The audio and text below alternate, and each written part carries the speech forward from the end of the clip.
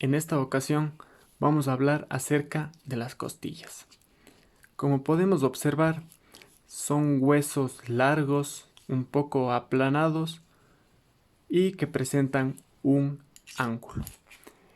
Las costillas son 24 costillas en total, 12 de cada lado, en las que tenemos costillas verdaderas, que son 7, unidas al esternón por medio de los cartílagos costales, las costillas falsas, que son 3, y por último las costillas flotantes, que son 2.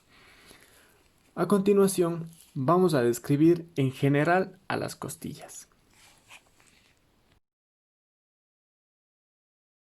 Dentro de las características generales, vamos a tener que las costillas presentan un cuerpo y presenta este cuerpo una cara medial por donde pasa el surco de la costilla y una cara lateral que presenta el ángulo de la costilla.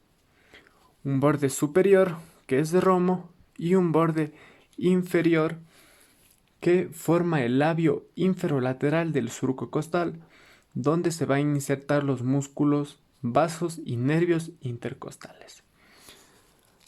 Tenemos que presenta un extremo anterior que se va a insertar o se va a articular con el extremo lateral del cartílago costal, el extremo anterior.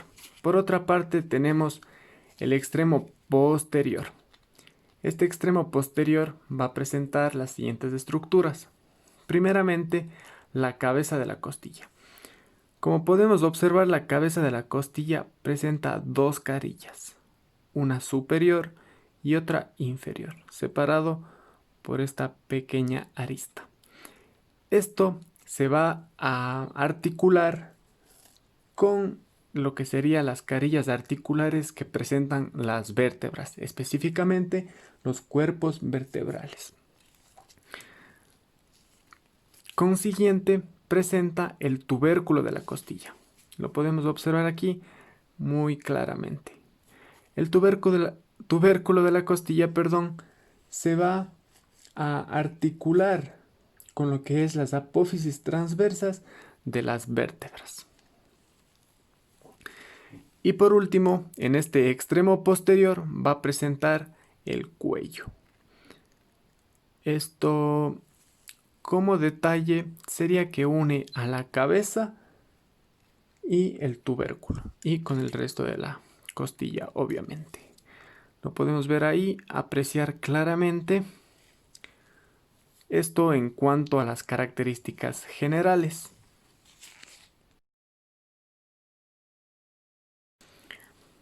A continuación vamos a describir la primera costilla. Como podemos ver, es bastante corta. Lo que podemos destacar de esta costilla, de la primera, es la cara superior debido a las inserciones musculares. Yendo de anterior a posterior, no se olviden que el extremo posterior se encuentra representado por la cabeza de la costilla, como dato para podernos ubicar anatómicamente. Muy bien. En esta superficie rugosa se va a insertar lo que es el músculo subclavio. Posterior a este, encontramos este surco por donde discurre lo que es la vena subclavia. Posterior a este surco nos encontramos con otro surco. En cambio, por esta va a discurrir la arteria subclavia.